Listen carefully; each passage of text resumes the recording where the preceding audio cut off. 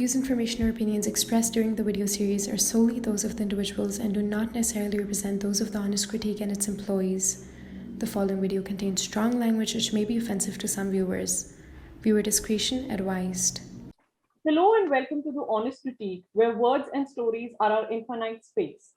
On this platform, we strive to decode the complex societal issues, address larger public policy matters of the country, to usher constructive debate, and build up a healthy discourse.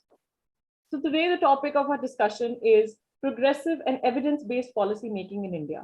And we have with us none other than Mr. Alok Prasanna, who's one of the founding members of the country's topmost legal policy think tank, Vidhi Center for Legal Policy, which has been instrumental in driving the force of progressive policy making in India and creating legal awareness around the country. An alumnus of the NALSAR University of Law and Oxford University, he's a prolific writer on matters pertaining to constitutional law, urban development, law and technology, public policy matters, and is also a lawyer who holds a vast experience of practice in the field of law. He's also the co-host of the podcast, IVM Podcast, and has undertaken pioneering work in the field of law that converges with public policy. So thank you once again, Mr. Alok, and welcome to our forum. And we're looking forward to having a constructive discussion around this vast paradigm of public policy. So my first question to you is... Thank you. So the first Sure, thank you, Simran. Just to want to mention that the podcast name is Ganatantra on IVF. Oh, thank you for the correction. Once again, thank you. And my first question to you is that it is the year 2021. And recently the COP26 meeting concluded on major landmark promises on climate change and promises of the relation between environment and development. So my first question to you is around that sustainable development goals is something that was laid out by the United Nations as a standard, as a promise for developing nations and developed countries to ensure human development on different fronts. How far do you think that the sustainable development goals are perhaps envisaged by the United Nations, but are rather considered to be very Euro-American centric concept?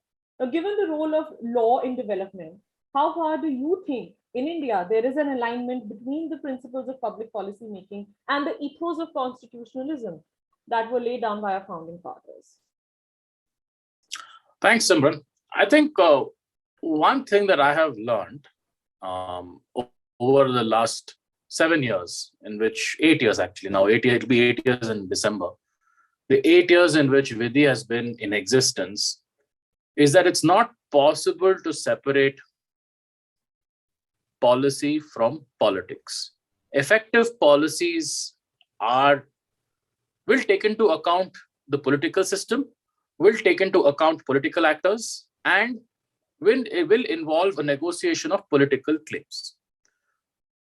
Which means that while experts like me, or legal experts, whatever you want to call it, in whatever field, while they can recommend and they can suggest, they have to understand that you are working within a system where outcomes are not the most important thing. This was a realization for me because for a lot of people, nobody measures their life by GDP. Nobody measures their lives by metrics. They measure their lives by a lot of intangible things that matter to them, that are important, but can't be quantified in an objective way and say, this is what we should work for. So to give you an illustration, people who are affected by government decisions, there will be some people who want to overturn that decision. There will be some people who just want compensation for that decision. But there'll be some people who just want to feel heard, right? I think the phrase for this, and it comes across very often when you listen to people in rural areas and those with less education, sunwai to hui, right? At least there was a hearing. This may be because their expectations were not that high.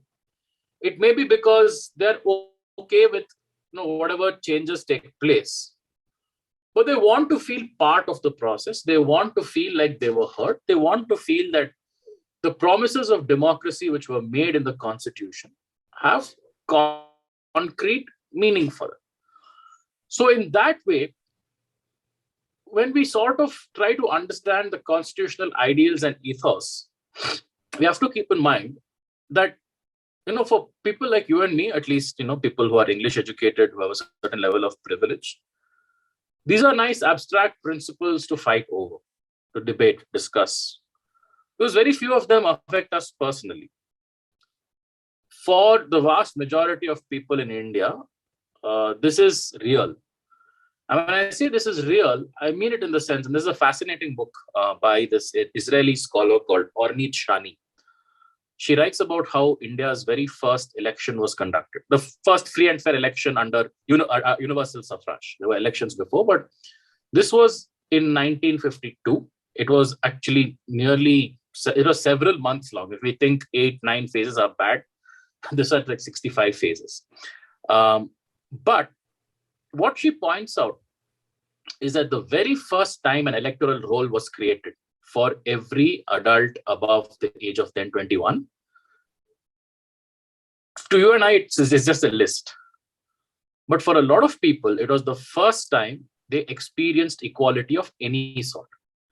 If you're a laborer and you find your name on the same list as the zamindar whom you work for, the zamindar whose life, in whose hands your life is entirely, and you have known nothing else in life, to find that here is a sphere of activity where I am on the same footing as this man, and zamindars are notably men, and I have exactly the same right and the same powers as this man to go cast that vote. It was electrifying, right? Of course, people have moved expectations beyond that. People have gone ahead beyond that. So just to sort of make this real, it's not so much about outcomes, but about accepting and understanding that people are, in the sense, to start from Immanuel Kant's work and all of Martha Nussbaum and Amartya Sen's work and so on, it's about understanding that everyone's life has value and everyone should be allowed to choose the best way in which they want to lead their lives. And the purpose of politics is to help negotiate it, and the purpose of policy is to help it make it happen within the framework of politics. So in that sense, it's never really possible to divorce policy, whether you are social, economic, health, legal, whatever it is. It's not possible to divorce it from politics. So we have to have a more nuanced understanding of what to expect from policy. Right. Thank you for the elaborative answer. You battle public policy issues on a day-to-day basis by negotiating, by engaging with critical stakeholders to usher a healthy and a constructive discourse. Now, I would like to ask you, sir, that how would you define a public policy crisis in India? And what, according to you, is the biggest public policy crisis that India faces at this time? And how do you think that can be resolved? Okay. So I would say a public policy crisis. Okay, there can be about 3 kinds of public policy crises in my mind. All right. One is, and I will use an analogy from medicine because, again, we are the experts. The people who diagnose this usually are experts. So at the first and most basic level is that something that is being tried is not working. So you're trying to find out why is it not working. To give you an example, maybe the Right to Education Act, which promises children of socially, economically backward sections 25% seats in private schools, doesn't seem to be working. Right? It's not giving them access. So you investigate what's the issue, what's going on, why is this not working? So a measure has been adopted, but the measure is not working. So it might require a change in the measure adopted. Maybe you need to give financial incentives, maybe you need to do vouchers, maybe you need to do something different. I'm not saying one way or the other, but you look at that's one level of assessment. It's like when the doctor says your existing medication isn't working, here, try something different, right? You sort of see why it's not working. You examine that person, but you know the problem. The person has this problem. This is the medication, but this particular medication doesn't be working. You shift medication. The second kind of problem is where you know this is the issue, but there is no immediate solution. All right. Now, to take an issue like to take education itself, let us look at let us look at the consistent problem that we have every year. It's informed to us every year, which is learning outcomes. With learning outcomes, every year on year, we find out children at the 5th standard level in government schools in India are unable to read even at a 2nd standard level, which is by far one of the lowest in the world. It's terrible. It's very poor. It's something fundamentally wrong, right? And you don't know what to do about it. What do you do about it? Lots of things have been tried. Nothing seems to be working, right? You know this is a problem, right? You've diagnosed the problem. The problem is that in schools, children are not learning. And you sort of try and apply different things, but nothing seems to be working. That is another kind of public policy crisis. The third kind of crisis is where you don't even know what is going wrong.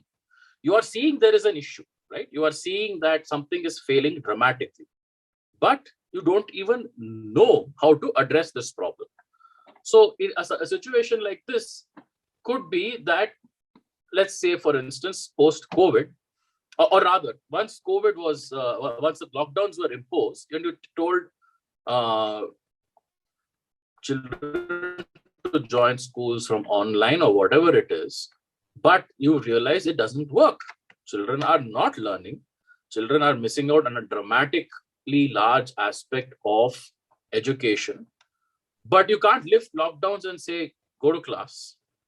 You cannot immediately, hand out whatever 300 million phones. You cannot provide them all with internet bandwidth overnight, right? So here is a problem, and this is something that our research has shown, lots of people research has shown. There has been massive people dropouts, loss of education, a lot of all of that. So in a sense, you don't even know you see this is a problem, but you don't know what is the problem itself. Is it the fact that online education doesn't work? Okay, people are explaining that this is the difficulty with it. Is it something that is unfixable, that this whole generation of students has lost 2 years of their life? Is it something that we can address or not? It's at a very early stage. So that is a crisis. It's not something that you can immediately solve, but it's also about diagnosing what is the actual problem. Now, I'm giving very small time frames and I'm trying to use the same subject matter. But you could use it across multiple different areas. Like I think one of the biggest public policy crises in that way is women's participation in the economy. And I say women's participation in the economy is like women's employment. And India is consistently lagging. Nobody seems to have an idea why this is happening. No, the explanations are not adding up. We know it's a problem. We know India is suffering because of it. We know it's a problem. We don't have like a complete success. It's not possible to say 30% of women who should be working are not working because of education barriers. 30% of women who are, and we're not able to, we know there are multiple factors. We know that safety is an issue. We know that lack of childcare is an issue. We know that the manner in which we count employment is also an issue. We know that women are face barriers of access to workplace. That is also an issue. But we are not able to say this percent of, if we do this, this will fix this percent of the problem. If we do this, this will fix this percent of the problem. If we do this, this will fix this percent of the problem. So it is intractable. It is not something that is very easy to solve. And we don't even know what will be the fallouts of what we are trying to do, right?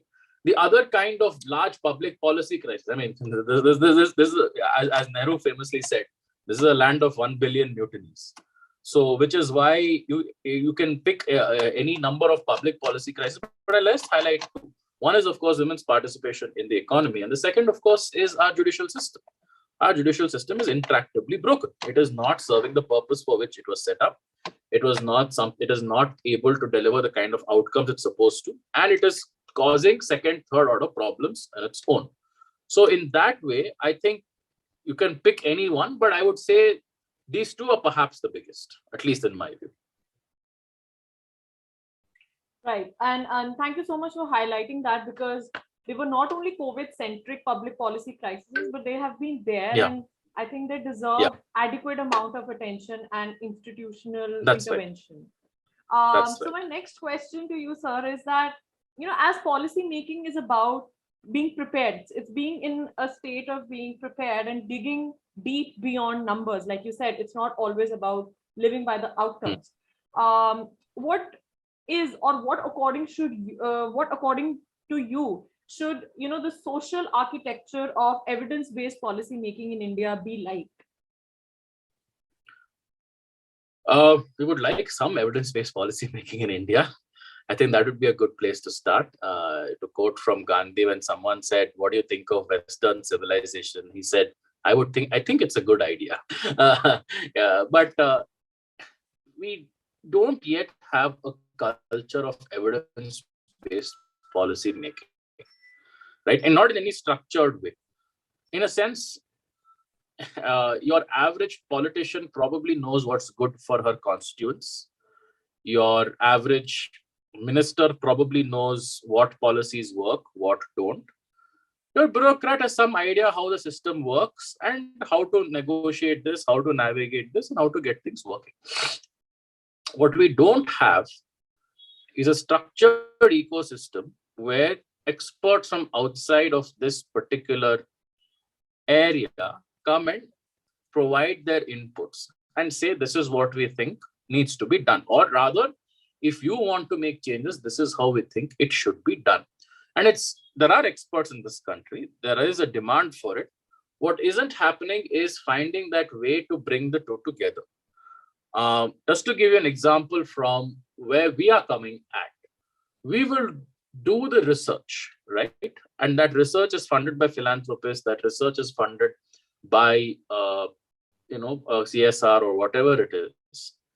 We will really think about it, speak to people, all the stakeholders, bring everyone together and sort of have these inputs. But it is because we have spent so many years figuring out how to negotiate, how to navigate with the government system to say, here's what we think you should do. We speak their language. We have learned how to speak their language. They know what language we speak in.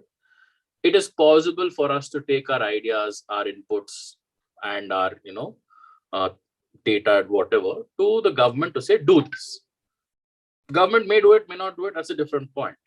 But there are so many other agencies, organizations which do this kind of work, but don't take it to the government. And it's not just about publishing and saying, hoping something happens. This requires deep engagement, because it's not enough to say, I have a solution. You have to be ready to be part of the solution as well. There are other organizations which do this. There are funding organizations. There are any number of them. The government involves NGOs, the government involves various organizations. A lot of them are part of it. But what I'm talking about is a sort of end-to-end solution, so to speak. Can we find a way in which somebody who has a good, or rather two ways, both ways, right? If the government feels I need to address this problem, who do I approach? All right. Today, if it's a legal problem, they will approach Vidhi Center for Legal Policy. If they want a tech solution, they will approach whatever, Infosys or whatever it is.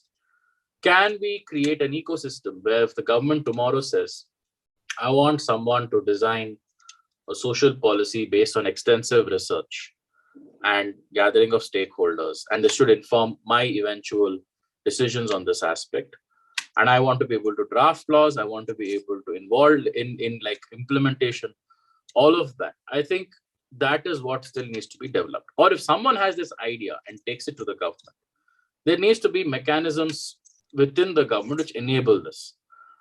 Just to take a step back from this, we have in India a government with very limited capacity, in the sense that, okay, if the government wants to conduct a Kumbh Mela, it's great. It'll do it once in 12 years. It knows how to do it, or once in 4 years, whatever it is.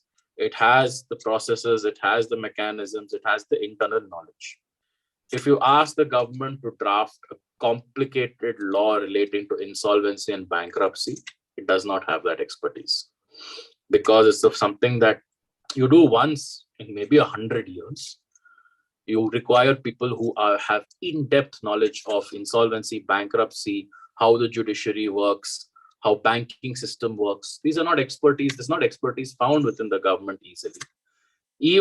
There is no mechanism for the government to build this expertise internally. So therefore, you do have a capacity issue where the government is not able to do a lot of this. You don't have a government entity. There is a National Informatics Center, but that it's not the best in the world. You don't have, like for instance, one should ask oneself, surely there should be a government agency which is capable of building websites, because it's not a task which is impossible. It's not, I mean, in a sense, building websites which millions of people use, they're built every day by someone. Like if the government wanted to build a building, it has internal capacity to do so. There's the NBCC and so on. But we have to ask ourselves why in this high technology sectors, high skill areas, the government is not able to attract certain kinds of talent. Maybe there are deeper reasons which we can't fix overnight or will take 100 years to fix. Or maybe it's not even good to have such people in the government, because they will not find themselves working in the government for any good reason. So, which is where when you need people with a certain level of skill and knowledge and understanding, like very high threshold, the government needs to find a way to find these people. And these people need to find a way to work with the government. So that is really the system that we need to put in place. Right. I mean, you took us through the essential elements of evidence-based public policy making in India, which warrants, this need of accountability, funding, and adequate infrastructure, without which policy making will not have an end-to-end solution, like you said. So moving on from the ecosystem of public policy that we've been talking about to development. And my next question is based on that development perhaps disproportionately impacts the impoverished and in a way perpetuates inequality. So what, according to you, does India's position on the recently released Global Hunger Index report of 2021 reflect about the state of affairs of public policy in India in terms of in terms of the promise of distributive justice in India? Coming to the Global Hunger Index, I would say I'm not an expert specifically on some of the metrics that they've used. I have no doubt that the index is very well researched. It has got a long history. Actually, read that report. I've read that report. It is quite well researched, and maybe experts better placed than I can tell you the specifics of that. But I think at some level we have to accept that India just didn't magically come into existence in 1947 or 1950. There is a longer, deeper history of India that we have to keep in mind. And this longer, deeper history of India also takes into account the deep structural inequalities of the country, specifically caste, specifically the inequalities brought about because of the differences between persons living in tribal people and mainland people, plains people. You have, people who are at the margins of society for various reasons, such as the notified and the denotified tribes, nomadic and denotified tribes. So this history of inequality is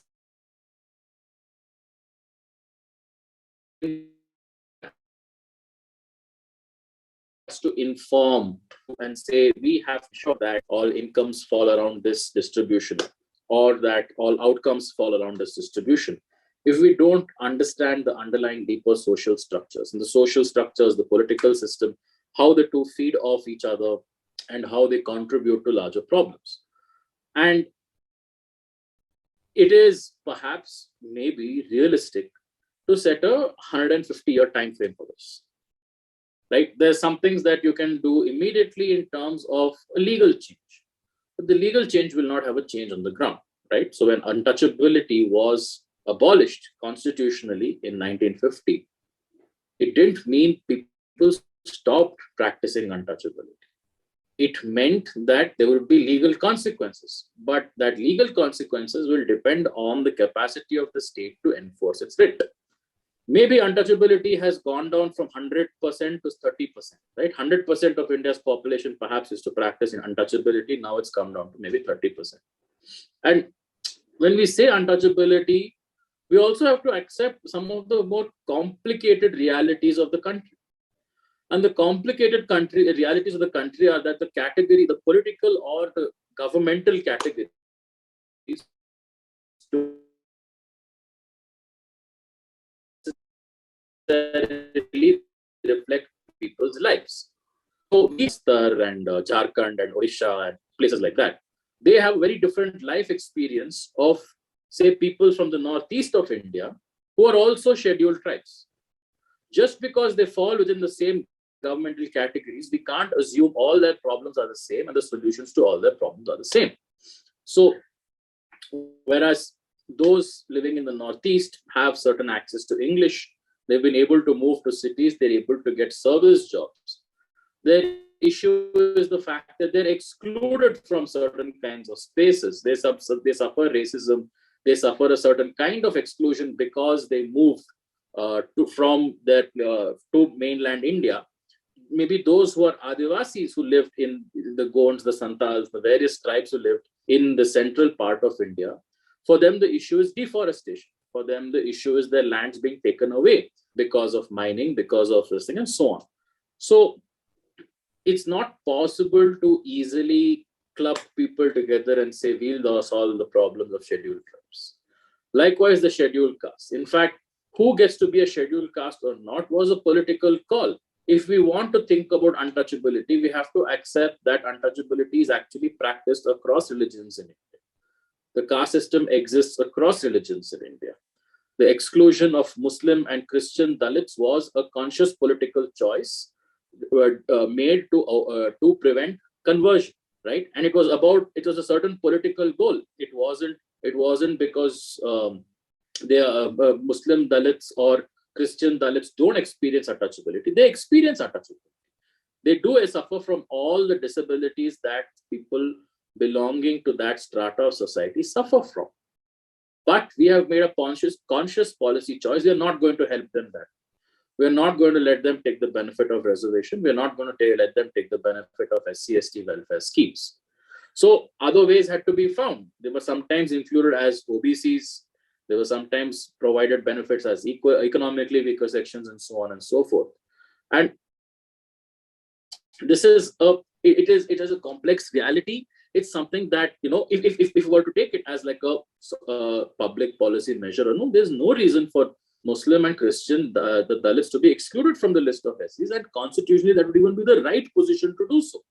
But there is a prevailing political consensus which needs to be overturned first. So that is the problem there. Within communities belonging to scheduled castes, there is the practice of untouchability inter se.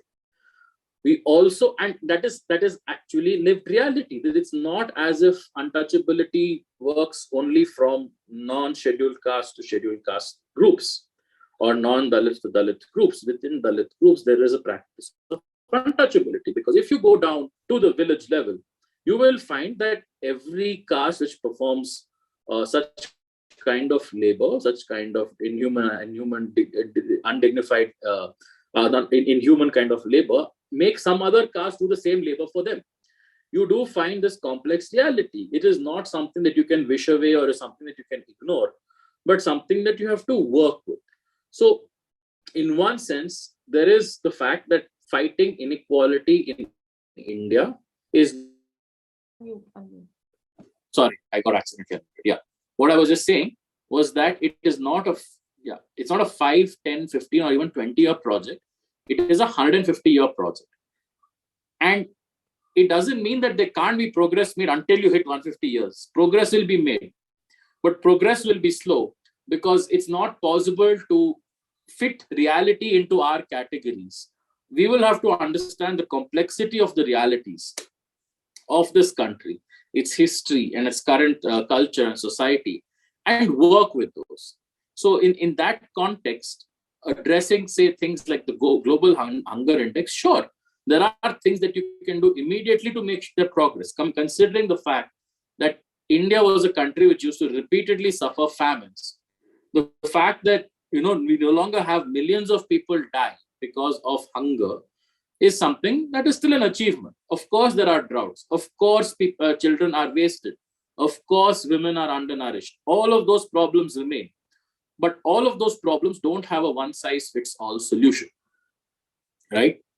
It will require multiple different strategies to be tried in different contexts, in different areas, and all of this to work together to make slow and steady progress. It's not something that can be fixed overnight, can be pushed in one direction, and everything will be okay. And let's also point out here, there isn't like a consensus on equality in India. Inequality works for a lot of people. A lot of people would like to have a large mass of people whose labor they can exploit cheaply. There is going to be a backlash to this. And that backlash need not necessarily come from just the richest people. One of the interesting phenomena that has happened in the last decade and a half is that small and marginal farmers have been pushed out of the agriculture because Narega has made farming unviable for them. Now, this might seem very odd. Why is Narega making farming unviable for them? It's because they not rely on their own families to do, but because Narega has set a threshold, right? That means they cannot ask people whom they used to otherwise ask to work on their farms to do it for less than that.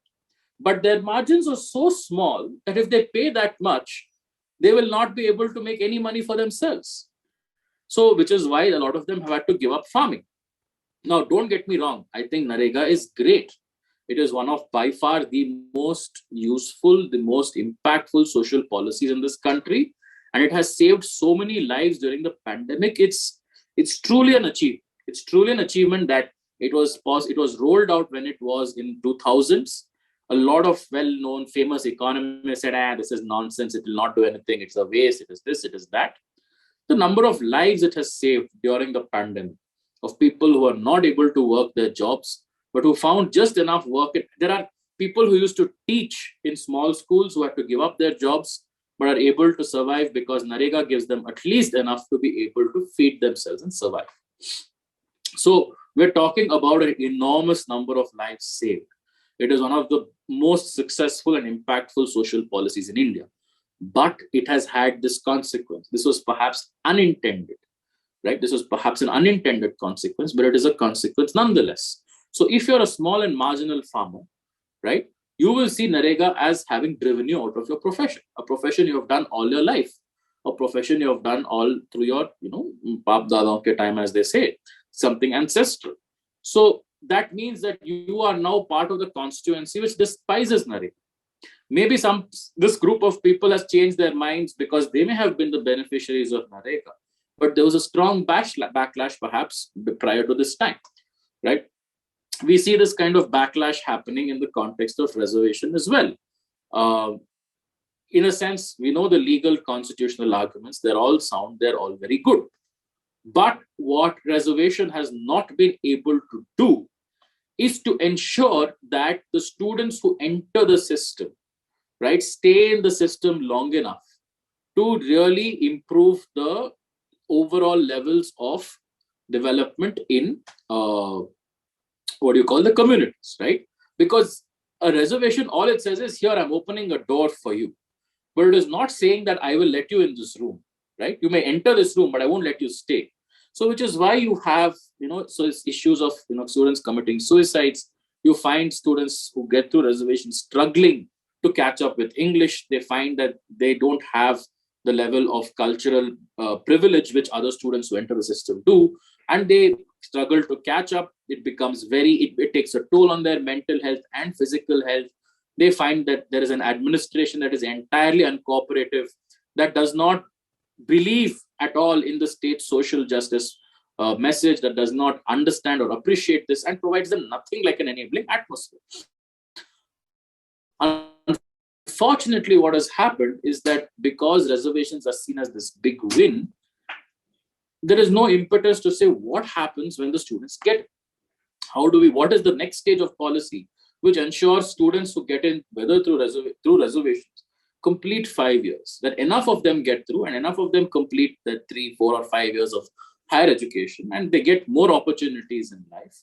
Instead, there is this constant battle of 10% or 20 or 50 or 60 or 40 or 70 or whatever it is. That is a useless battle to fight. But that's also because the backlash to reservation was so severe that you still have to fight this fight. You still have to say, no, reservations hona chahiye, reservations ye hona chahiye, wo hona chahiye. So all of that is still there. So, which is where fighting inequality, if you have to just sum up all of this, it's a 150-year project.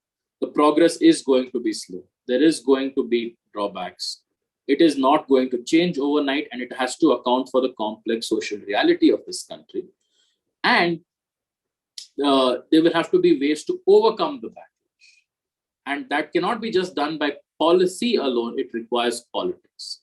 And that politics requires organization, that politics requires agitation, that politics requires mass education, as Dr. Ambedkar has said. So all of that needs to go hand in hand. All of that needs to happen if we have to really tackle. So if you ask me at the end of the day, to come back to the original question, the global hunger index is just a thermometer. It's not the disease itself. It's not the cure itself. It's a thermometer. What's a thermometer good for? Thermometer tells you what's your body temperature. If the body temperature is high, you take the pills, right? If the pills don't work and the temperature is still high, you take something else, you go to the hospital, you get admitted. So in that sense, that is how bringing the temperature down is not going to be done by, like putting it under a lamp, putting it in this. That doesn't help. This is necessary to take when you realize that this is an issue in society. This is a good metric to understand what's going on. But if we have to really fight the deep diseases within, Indian society, right? That is a long-term project. That is not going to change in 5, 10, or 15 years. But the progress can be made. There are changes which are taking place even now. But they're going to show those results maybe 3 generations down. Thank you so much for taking us through the realities of the social realities and the layers within which these existing problems exist. And that perhaps creates a dent in that equation of evidence-based public policy, equitable justice, and the existing statistics and parameters on which, most of the performances of India's crucial sectors have or are rated. So my next question to you is policy measures or rather amendments, legal amendments like the ones that are proposed in the Forest Conservation Act 1980, which has recently come up for discussion and feedback. And that perhaps eases the diversion of forests and exempts certain categories of development that require clearances for that require forest clearances. And also last year, the Environment Impact Assessment 2020, which created large-scale resentment from environment experts, lawyers, and activists that this prioritizes development over preserving environment and preserving ecology. What do you say what according to you do these kind of proposed structural changes say about the institutional strength that the public policy consultation is prior to equitable policy making that is the need of the hour? Sure. Environment is one of those things where, if you, at the end of the day, what is the real basis for environmental law, right? The real basis for environmental law is to be able to say that the person who gets the benefits also has to pay for the costs, right? If somebody has a mining license, they get the benefit. They pull out the minerals, they process them, and they sell them. But the person who's bearing the cost is the person whose forests are gone, right? If somebody sets up a polluting factory, the factory is set up, they make the money, they make the profits out of it. But the rest of us are the ones who bear the cost of it, right? Which is the harmful air we're breathing in and so on and so forth. Likewise, in the context of forests, all of us enjoy the benefits of forests, whether in terms of greenery, whether in terms of clean air, whether in terms of having stable climate systems and so on. So when we are, and of course, people actually living in the forest, not to forget the people actually living in the forest, their livelihoods depend on the forests, their entire culture, society, everything is built around the fact that they are forest-dwelling people. Now, when we want to divert forests, what we are saying is that we think some set of people will be able to extract more value from this than the people already enjoying the benefit of it. That's a call that we are taking, right? When I say we, I mean the government, that the government is in a position to take this call to say, sure, this forest should be diverted for this purpose. in some senses, it may be justified. In a sense, it may be justified because you need to, hypothetically, not giving any particular situation, maybe you need to divert forest land to grow more crops, which is historically how human societies have developed. You may need to divert a forest because divert a forest land because you're constructing a hydroelectric plant, electricity is good, all of that. But the costs cannot be ignored. The problem is when environmental law starts ignoring this aspect of it, right? The purpose of this hearing, all of that, is to tell people these are the costs we're going to suffer. Please account for it. Please minimize it. Please find a way to compensate. Today, if the government takes somebody's land, right, through land acquisition process, they pay you an amount. There is a process for that. You say, my land is worth 1 crore. The government says, no, it's only worth 60 lakhs. You produce evidence to show it's worth 1 crore. The government says, okay, I'll give you 70 lakhs and then I'll give you 30 lakhs over the next 5 years. There's a process by which all of this happens. Or the government says, I'll give you 70 lakhs with interest for the next few years and so on. And or if you still are not happy, you go to court, you fight it out. All of that is there. That happens because there it's quite clear. My property right, you're taking away because you think you can make better use of it, and at least compensate me because this is my immediate harm. I want to be taken care of for the next X, Y years because my land was my land. It's a little harder to do that when the costs are distributed across society, right? It's hard when it's, say, the costs are distributed across one village or one city or one area. And it's the hardest when you have to distribute the cost across the whole world. Because you can't always exactly say that this is who is exactly affected by it and this is whom we should compensate, because the damage could happen 20 years later. The damage could happen to an island in the middle of the Pacific where nobody had even thought of that this is what could happen because of climate change. The purpose of consultation, the purpose of all of this is to ensure that people feel they have a say. They bring to a light, this is the cost that it will suffer. Find a way to fix it, find a way to make it happen. Unfortunately, the dominant idea of development in India is benefits for a few, costs for everyone else, right? You're essentially extracting value far greater than just the monetary value of the forest or the minerals that you're mining, because the cost of doing all of this is being borne by the rest of society, right? If you have to put it in economic terms, and I'm not an economic expert, but I'm just simplifying it that way. The idea of law is to say, tell you, boss, you may be making this much, but you have to be willing to share. You have to be willing to share your benefits with everyone, or at least compensate people for the cost that they have suffered. And because we don't take this seriously enough, right? So we try to tweak the laws to make it seem as if, yeah, it's just procedural, it's just this, it's just that, we'll make it easy, we'll make that easy. But the fundamental underlying basis for this law is lost. Right? If you make it difficult, it's not possible for people to say, this is the cost, this is what I'm suffering, please compensate me appropriately. Which means the backlash against development will be that much greater, right? Which means that people feel that this kind of cost, this all, I am forced to bear the cost. Why should you get any of the benefits?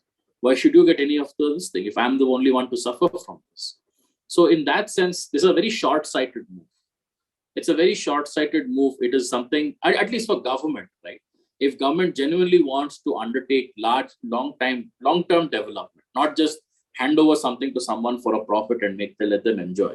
If the government is genuine about building in long-term support for this kind of development, it has to tell people, even the cost you're suffering today, you will see the benefits for it soon. But before you see the benefits, here we're at least compensating you for this loss. But there may be some kind of losses that cannot be compensated, right?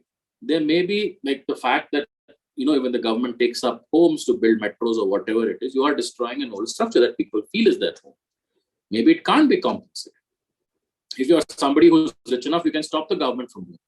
But if you're not rich enough, you can't stop the government from doing it because you don't have that power. You organize, you approach political leaders, you do everything. And even then, if you fail, you're giving up something that can never be compensated. But even then, if you feel you are part of the process, and at least you have something to show for it, people will live with it. Unfortunately, nobody wants to do this hard work, the hard work of making people feel that even if you lose something, here is a benefit that may not compensate fully, but may give you something that you didn't expect. So that hard work, if the government is not willing to do, the backlash is going to be much, much greater. Today, you may ease a forest conservation. I mean, my colleagues have submitted comments to the acts. I won't go into the specifics. There is, in fact, a submission which we have on our website which says this, which sort of goes into the nitty-gritties and the specifics of what should and shouldn't be done. I don't want to go into that. I want to deal with it at a slightly higher level, because this higher level should help us understand what the government is trying to do, what it shouldn't do, and so on. And that is to say that these short-term changes, right, when costs are being borne by more and more people, there will be a backlash to it. And that backlash to it might be something you can't undo once it happens. It will set you back 30 years from what you thought you would achieve, and may create new problems for you that you won't be able to solve. In a sense, there's one example of a successful evidence-based policy intervention I recently found out was that there are these Kudremukh mines, iron ore mines in Western Ghats in Karnataka. And the question was whether the mines should be expanded or shut down. And a lot of people, environmentalists, wanted them to be shut down because the Western Ghats are a fairly high, very pristine biodiversity area. One researcher found out that because the Western Ghats are also the catchment area for the Kaveri River, and people, of course, living downstream from the river depend on it heavily for agriculture, realized that because of the mines loosening the soil, more and more silt and sediment flows into the rivers and causes problems at the dams. Right? The dams aren't able to hold so much water. And he was able to quantify this is how much silt and soot is coming into the river because of this. When they took this research to the government, it took them all of 5 minutes to convince the government they have to stop this project. Why? Because yes, the iron ore mine may give you X amount of royalty, Y amount of money, 30, 40 jobs. But the millions of people who are affected in the Kaveri River, right, who live along the Kaveri, or the various rivers who depend on it for agriculture, they are a constituency you cannot afford to lose. They're a constituency who are going to come knocking on your door in a few years' time saying, why are we not getting water from the dams? Why have the dams stopped working? Why are we not making any money from the food? And you're going to have problems with production of food. You're going to have problems with providing drinking water. So in a sense, you require, like, it isn't the role of proper evidence-based policy making is also to present solutions which people in government will understand, as this is the issue that you're going to cause. So if you were to go to the government and to say, look, you may be making it easier for 3 or 4 projects to come into the picture, but tomorrow, if you're going to find that half your hydroelectric plants are not working because the rainfall is just too heavy, it is causing too much silting up of the dams because there are no trees to prevent loss of soil, what are you going to run these, right? Like, there is one provision which sort of says that, we want to ease approvals for construction of roads in defense areas. Nobody's saying don't construct roads in defense areas. But if you don't take expert input into account, tomorrow if a landslide shuts down a road at a crucial moment during a conflict or a crisis, right? Are you going to say, the process was very easy, so we built the road easily, but unfortunately nobody pointed out, and we weren't ready to listen to the fact that a landslide may shut down the road, is self-defeating, right? Your own policy objectives will be defeated by what you're proposing to do. If you want to build better infrastructure in defense areas, they have to be long-lasting. They can't just be, we'll build it for, it's not like Bangalore roads. If I have to be extremely local about this, it's not like Bangalore roads are built every year. Watch the way next year, somebody will build them, somebody will make money, and the rest of us suffer. It's not like that, right? We're talking about important defense objectives. And if the defense objectives is to build stable, long-lasting infrastructure in these areas, that is not possible if you weaken the soil, if you reduce the forests, if you divert the flow of the rivers, because your own infrastructure will fall apart in 2 years, and you cannot keep doing this every 2 years because there will be no place for you left to build, and you will suffer serious strategic losses. So in that sense, I think it's kind of important for evidence-based policy making also to understand perspective from which the government is coming and frame the arguments also on that basis. It's no use sort of just simply putting the data or saying, you should do this, so you should not do that. You have to be able to speak in that language, to be able to say, look, I understand you're doing this for purposes of development. You want to improve the economy, you want to create jobs. But your whole plan will fail miserably if you don't take into account this, and this. Because all of this could be the difference from creating something long-lasting, something effective, something that you will look back 20 years from now and say it's something great, or something that in 5 years will be such a disaster people will curse your name. Thank you so much, sir, for laying an interlinkage between policy objectives and the stakeholder analysis and engagement that we were talking about, and we touched upon through the questions. My next question to you is about the healthcare management and the infrastructure, which suffered an extreme, which actually went through an extraordinary tumultuous phase in the wake of the deadly second wave of pandemic. What does it say about the state of preparedness? What does this say about the policy planning with respect to healthcare, with respect to battling such a crisis, battling such a humanitarian crisis, if I may say so? And what is this? What is the biggest lesson India can learn from this catastrophe in terms of sectoral development? Correct. Yeah. What it showed us was that there's no quick fix to government investment in public healthcare. You can't say we will create mechanisms for 10 super specialty hospitals to come up in Bangalore and think that will solve a public healthcare problem. It does not. The private sector cannot replace the government in public healthcare. We have to sort of understand that. The private sector may provide certain capacities, may help ease the burden on the government. We cannot replace it. Government can't say we'll build a few PHCs, everything else will be taken care of by the private sector. That is not possible. Because at the end of the day, even the private sector is running to the government saying, give us oxygen, allot us so much this, allot us so much that. When you sort of run out of beds, nobody pats you on the back and said, this is a very good policy which promoted free treatment. When you run out of medicines, nobody taps you on the back and says, well done for protecting intellectual property 10 years ago and creating this mechanism. What it tells us is,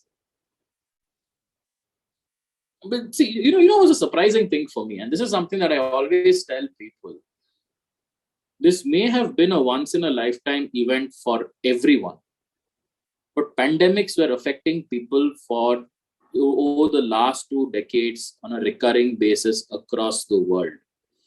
We were just blind or stupid to believe it cannot happen to us. Just to go back, the AIDS pandemic ran for 3-4 decades, I think, 4 decades, right? Still running, it's still raging. Only when it affected everyone else does somebody think, hey, mRNA vaccines might be a good way to fight this. Only when they realized that, oh wow, India's refusal to toe the line for Western countries when it comes to IP protections for medicine probably has saved many lives because of the vaccines that it has produced, because of the retrovirals that we have provided. But where we failed to plan was to say, and look, there has been the Ebola virus which has affected countries in Africa. There is the SARS virus, the MERS virus, right? These have all affected various parts of the world, not even very far off, close by. We have seen in India the Nipah virus. We are hit annually by dengue. We are hit every few years by chikungunya. All of these we know are challenges. None of these have been solved because somebody in the private sector came up with a brilliant idea and implemented it without the government assistance. Polio has been eradicated in India, which is by far one of the greatest achievements of humanity, not just this country. It was because the government created a mechanism to do so. We have failed to learn from our own successes, and that's the tragedy of this. We have failed to learn. We have taken our own successes for granted. But we'll meet the next challenge. What is that? right? What this should teach us is that we have to be prepared for the next challenge. The next challenge is not going to look exactly like this. We have to put that money into the research for people to tell us this is what the next challenge possibly could be. Keep in mind, the Centers for Disease Control in the US actually did say this is a problem which could happen. And they still failed in the US because of various factors: poor leadership, poor political messaging, all sorts of things. You can fail, but you cannot not be prepared, right? You cannot be in a position where you say, where the situation gets so out of hand, people are dying not by the disease, but the fact that they're not able to get to the hospital. People are dying because there's no basic level treatment that they're not able to get. So in that sense, governments have to sort of say, it's not about spending X or Y amount of money. It's about saying that public healthcare has to be something that the government treats as a priority, and so on. But we have to set ourselves a public healthcare goal that there will be X number of PHCs for so many people. There will be X number of nurses. We have an obsession with medical education, especially tertiary medical education, because that's where the most of the money is, right? If you are a super specialist cardiologist in this country, you make it useless when you have to battle a pandemic. And all of that is useless when you have to reduce the number of deaths from dengue every year. All of that is useless if you want to reduce, say, stunting because of bacterial diseases in rural Uttar Pradesh or whatever it is. All of that can be done only when the government says, we need to ensure that this reduces.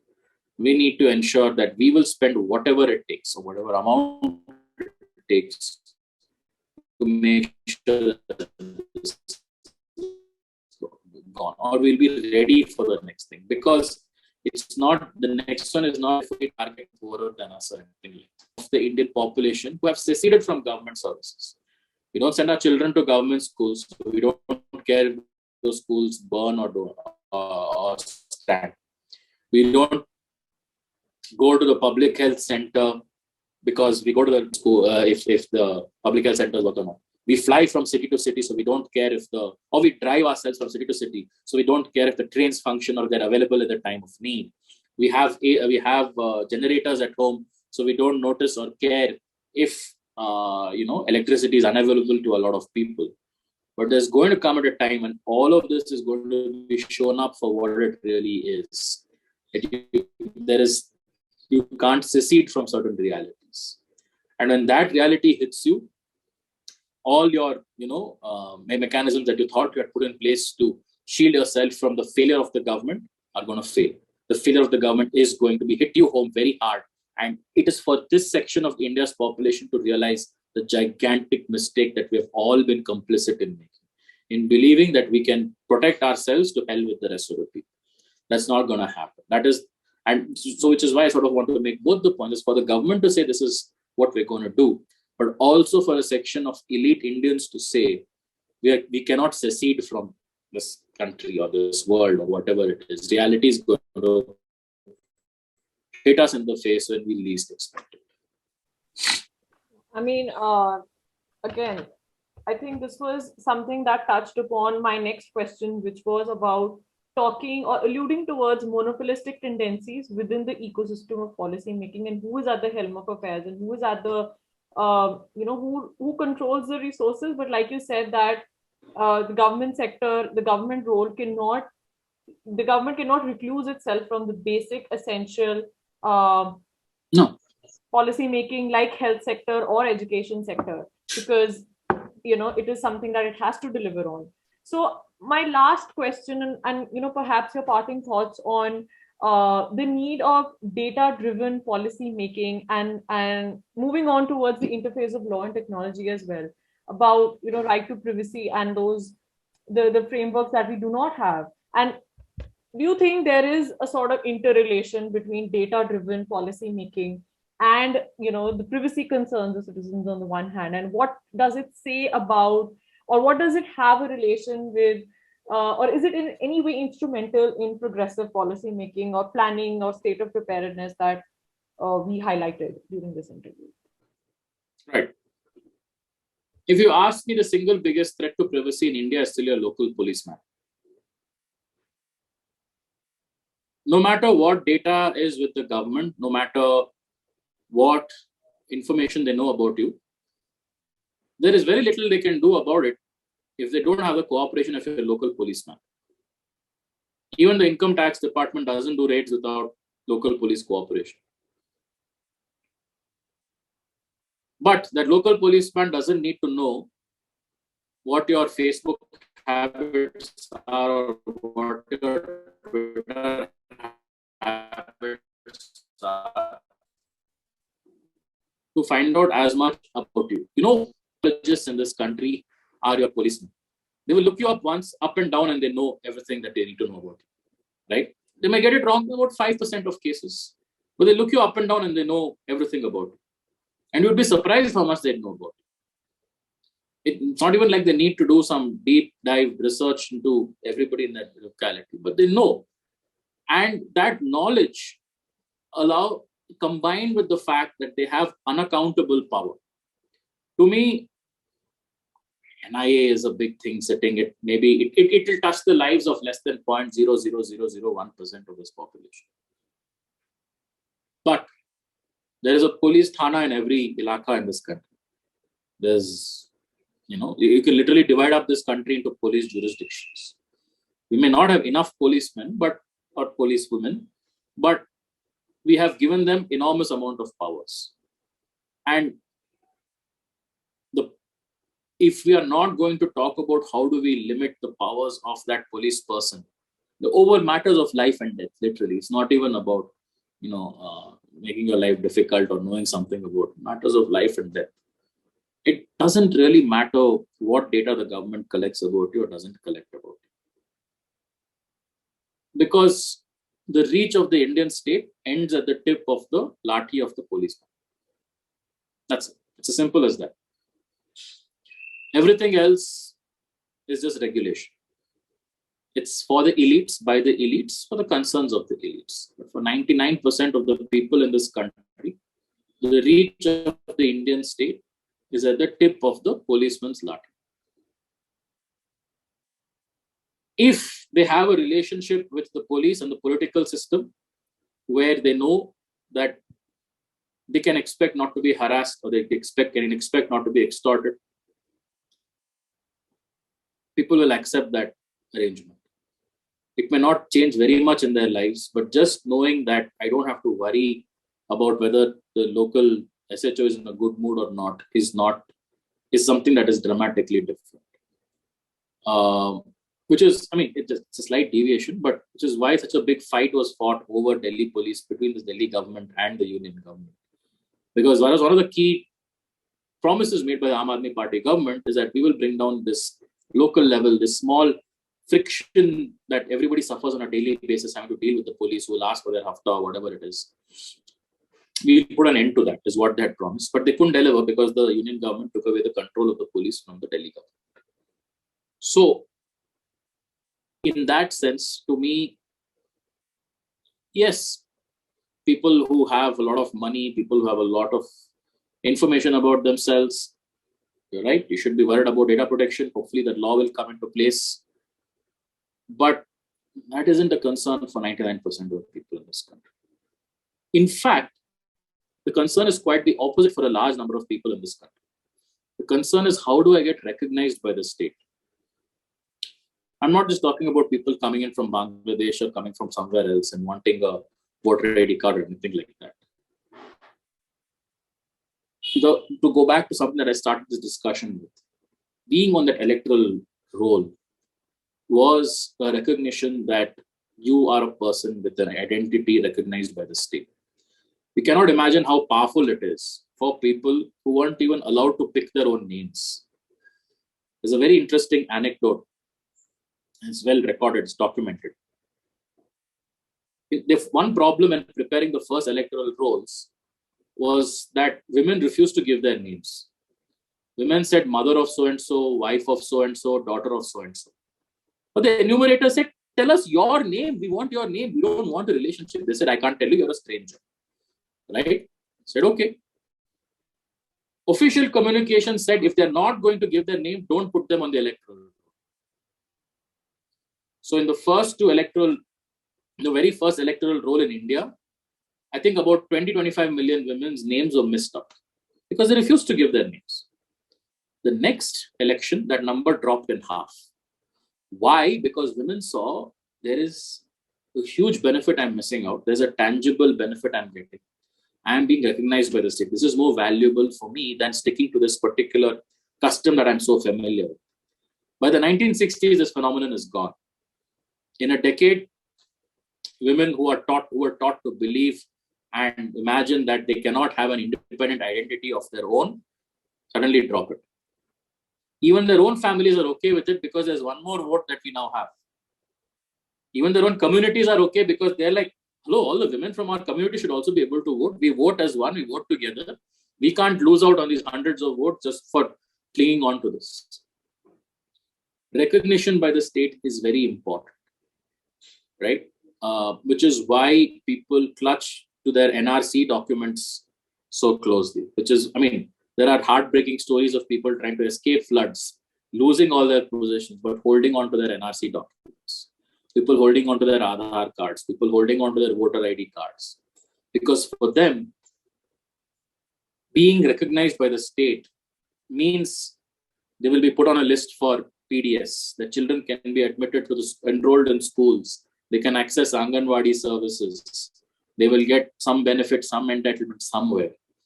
That itself is such a struggle for people, right? If you actually go out and tell people the government wants to know about you and your story, people will be delighted. For people like us, we're like, why? We'll ask why. What do they want to know? Why? Because we see the government as an intrusive agent in our lives. But for a lot of people, the government is an enabler of so many things in their lives that they want to be recognized. Now, of course, people are aware also that, of course, I don't want to give government control of my money. Of course, I know government may misuse information about my caste. I know government may misuse information about my religion, my gender, and so on. People are aware of that. But when we talk about data protection, we shouldn't just talk about how is government collecting info about me on the internet. That is only one small sliver of the whole issue. That cannot be the whole way in which the entire law is made. It's necessary to have a data protection bill, but that is serving a very different and important purpose. Because if we go one level higher, we have assumed so far in this discussion that a government is powerful. Bharat Sarkar is powerful, all powerful, whether you're at state level or central level. Bharat Sarkar is all powerful. But I don't think that may be true going forward. Because we in this country have had experience of being colonized by a for-profit company. It may have been backed by the state, but we know that a company can also be as powerful as the existing state in given circumstances, given certain situations. We are seeing that now. And we are seeing that now not because Facebook has an army with guns. Facebook has our data. It knows us better than we know ourselves. Google isn't controlling the world trade in opium. It knows us better than we know ourselves. And with this knowledge, with the technology that they have the ability to not just give us what we want, but give us what they want. What they want us to have.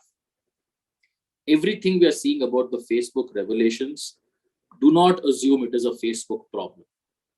It is something that can happen on any time when a company puts profit above the impact of its actions and refuse. All of this Facebook would have fixed. None of these are intractable problems. At every point, Facebook decided, no, we will make less money. Don't do it. We don't care who dies. We don't care what happens. We want to make more money. And at some point, that profit imperative and motive may say, this government is trying to stop us from making more money, bring down this government. I don't think it is an impossible task or unimaginable task for Facebook to say that this government is trying to do this, which might affect our profits. We should bring this down. And they won't do it by force of arms. They'll do it because our lives are on the internet these days. And if there is anything that internet companies know, it is how to manipulate us, right? How to manipulate us into doing certain things that we don't necessarily want to. So we have to be aware of that. And that is what a data protection law does. The basis for that, the basis for that is data. And if the government can regulate the use of data, you're at least providing a challenge, you're provoking, in some senses, a pushback to this. China has done this, by the way. China has realized this before most countries in the world. You may say it's a Xi Jinping problem or whatever it is. I'm not an expert on China, but as I see it, China had this problem before us because they made a crucial mistake of prioritizing their country champions and creating for them a vast market to exploit and monopolize. But they realized that that monopolization is not because the CCP, the Chinese Communist Party, is being so generous to them, but because they have tools which they can use to question even state power on this front. China has put in place data protection regulations. It's making them follow it. China has said, if you are in this business, you can't do this. Like, you can't raise so much money in this way. China is actively trying to reduce the power of its internet giants. Doesn't necessarily mean they will succeed, because I'm not so sure they're getting to the heart of the problem, which is how data is used, how the algorithms prioritize certain things. Maybe they are. I'm not an expert. Maybe this thinking is ongoing. It would be great if, somebody were to bring regulators from China to talk about all of this, of the challenges that they're facing, of how they're thinking about this, to a global forum to say, look, this can happen to you as well, in your countries as well. Please wake up to this challenge, right? And unfortunately, the data protection bill, which we had helped draft, has been stuck for 3 years, right?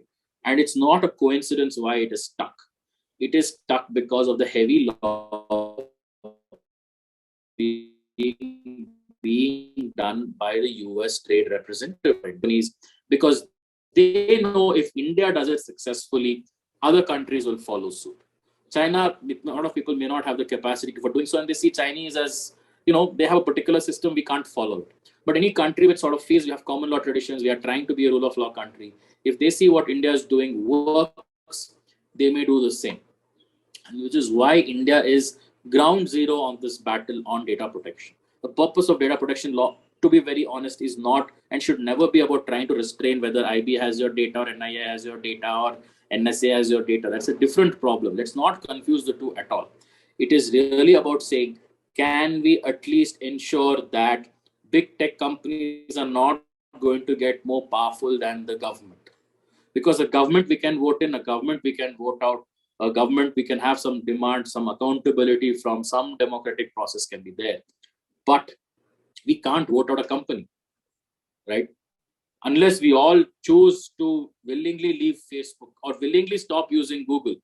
I mean, okay, even Facebook, you can close your account. Can you stop using Google? Can you stop using Gmail? Can you stop using Amazon?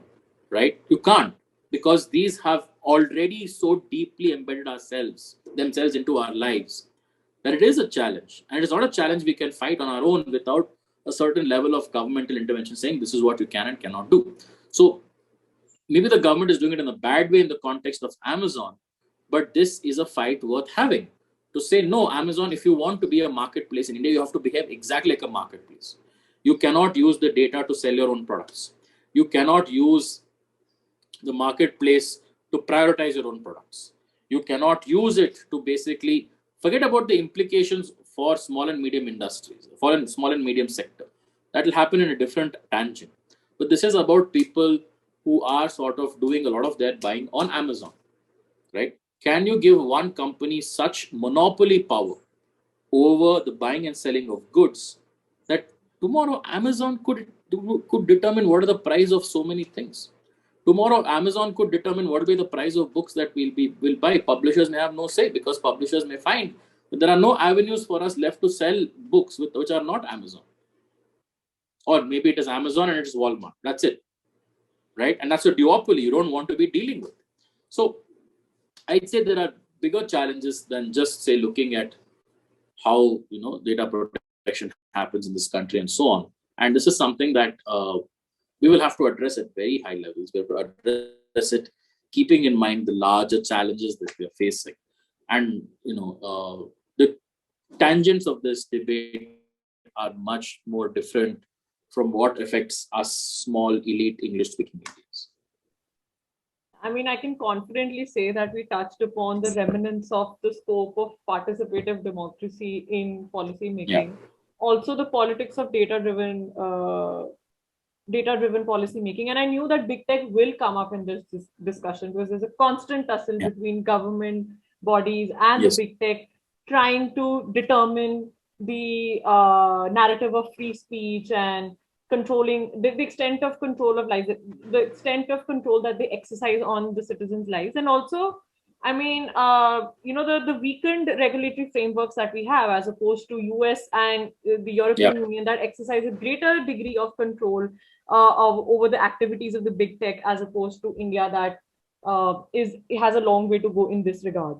So thank you so much, sir, for sparing our time for this extremely thought-provoking, path-breaking, knowledgeable, and enriching session that unearthed so many concepts surrounding public policy issues and crises that have been there, that our country currently faces, and what is in store in terms of planning and long-term planning and objectives, and how far does public policy can further the goals of social justice that is laid down in our constitution.